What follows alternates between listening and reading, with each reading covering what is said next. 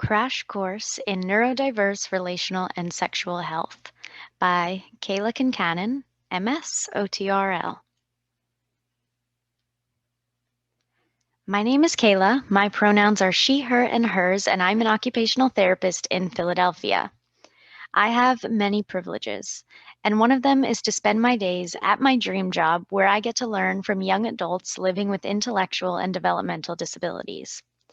Whether in person or online, I work with an incredible team at Carousel Connections that supports folks in their homes, on the job, and on the go to make independence goals a reality. At this role model organization and at my own, Collaborative Relational and Sexual Health, or CRASH Consulting, LLC, I work with neurodiverse individuals to make and manage healthy relationships of all kinds. My links and contact information is all listed at the end of this article. It would be completely embarrassing to claim that my training and passion as an occupational therapist comes close to the expertise of someone with lived neurodiverse experience. In literally all instances, please see the source for their opinions. Pay those who are willing to educate you for their emotional labor, and don't expect anyone to disclose their stories or speak on behalf of an entire community, but they are always more knowledgeable than any credentialed observer. Lived expertise is greater than degrees. Hashtag nothing about us without us. Introduction to occupational therapy. Occupational therapy practitioners support people across the lifespan to participate in the things they want and need to do through the therapeutic use of everyday activities. Occupational therapy practitioners are educated to assist with everything you spend your time doing on a regular day or after a big change. The Occupational Therapy Practice Framework, linked, defines our scope into the categories of activities of daily living, instrumental activities of daily living, health management, rest and sleep, education, work, play, leisure, and social participation. We don't just talk about living our best lives, we actively live them. Neurodiversity. By neurodiverse, I mean anyone with a worldview that isn't the perspective of the majority. From my vantage point, being an independent thinker is admirable.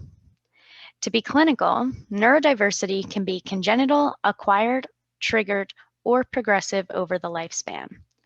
A few diagnoses that might be considered neurodiverse are autism spectrum disorder, learning and communication challenges, brain injuries, dementia, mental illnesses, addiction, and the mental health implications that may tag along with a physical or sensory disability, injury, or illness.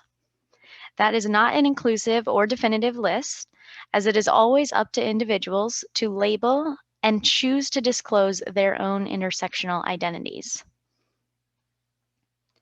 Disabled is not a derogatory word if preferred by the individual themselves, and phrase preference changes in small trends and across generations.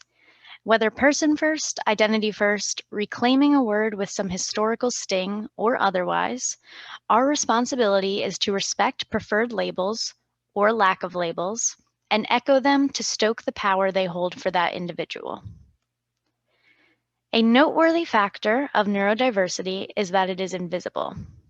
It is impossible to look at anyone and assume how their mind works. Everyone is impacted by their own client factors, things unrelated to any diagnoses, such as gender identity, sexual orientation, personality, interests, learning preferences, communication styles, family system dynamics, living situations, etc. Compliant. Learned compliance is a phrase that summarizes the possibly limited decision-making skills and self-determination language of folks who grew up around constant authority. When forced to stick to schedules, be voiceless in meetings about your individualized education, transition, and service plans, and avoid the consequences of missing target outcomes in behavior plans, people are reduced to data points. These adolescents can grow up into adults that are trained to be passive players in their own lives. Learned compliance can leave neurodiverse folks extremely vulnerable to grooming and coercion. A systemic issue that results from the social stigmas and learned compliance, because of looking at small goals rather than big futures, is that many neurodiverse students are excluded from their school's sexuality education courses. Most of us realize that it's funded by purity culture and fueled by fear, but you'll probably be blown away by the statistics linked on how gaping and misleading sex education is across the United States. Now, imagine having absolutely no formal education on topics from what to expect during puberty to consent and pleasure. Natural bodily changes and human instincts become scary, shamed, illegal, and culpable. My universal goal is prevention of entrance into the flawed criminal justice system, which often is due to counterfeit deviance. I operate from a minimum of safety, but emphasize how interest in, dynamics of, and ways of measuring success in all types of relationships are unique to every human, no matter what identities you hold. Can they do it? Short answer, yes. Long answer, yes, but there are personal, localized, and systemic barriers. Stigma is real, and it is everywhere. Neurodiverse folks deal with young separation into the special ed classrooms, being stared at for stimming, welcomed when masking but rejected when focused on special interests, judged for receiving government benefits that are often way too low, and the list goes on. When we talk about sex, the stigma gets louder. Check out the details of the stigmas that I see most regularly on YouTube. If you are doing this work authentically, your personal beliefs and biases will be tested. If you are doing this work correctly, your personal beliefs will expand and your biases will be left in the past. This change of heart must not be a superficial show while at work. It should penetrate all aspects of your life and force you to stand up for people who are marginalized or minoritized in any way. Ever think about what happens to those kids that are labeled sensory seeking or sensory defensive? Just like anyone else, childhood highs and lows often find their way into the bedroom or wherever you do it. There are limitless options to excite and inhibit the nervous system through sensory play from dull to dungeon. Combination. All entry-level occupational therapy practitioners are qualified to address sexual activity based on the occupational therapy practice framework, which considers it an activity of daily living.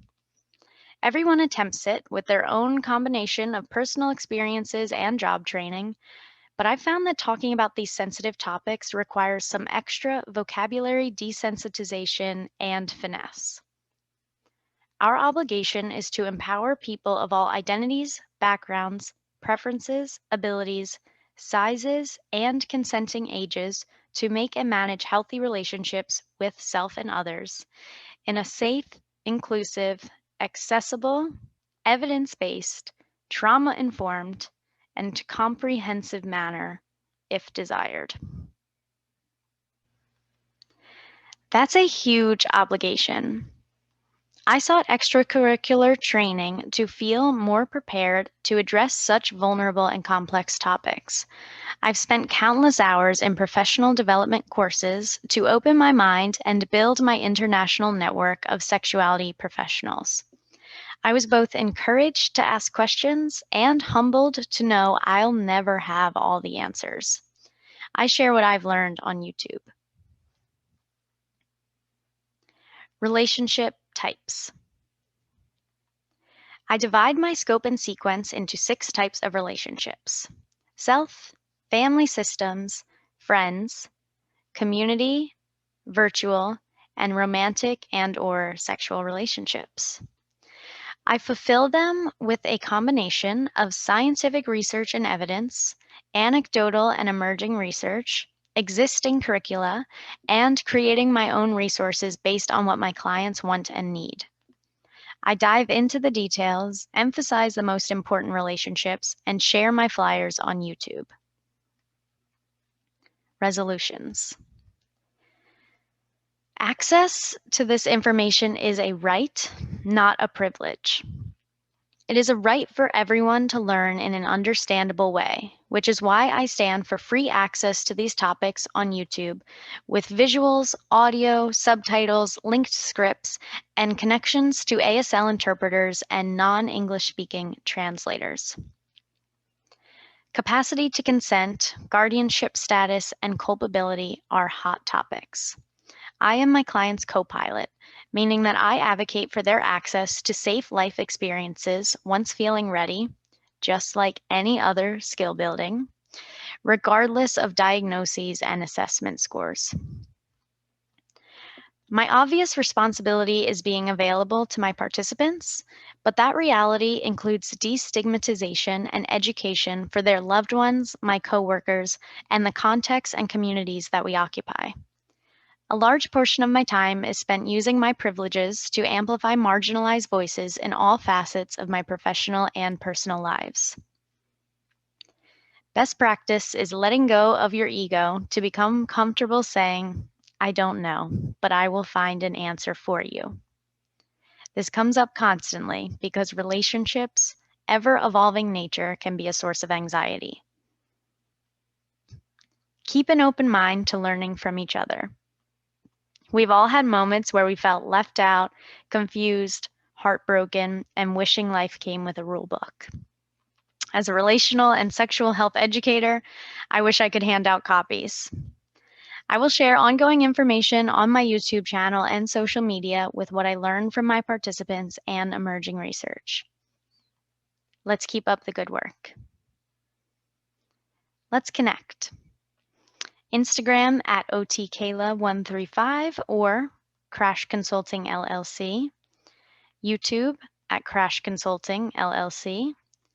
Website, crashconsultingllc.com.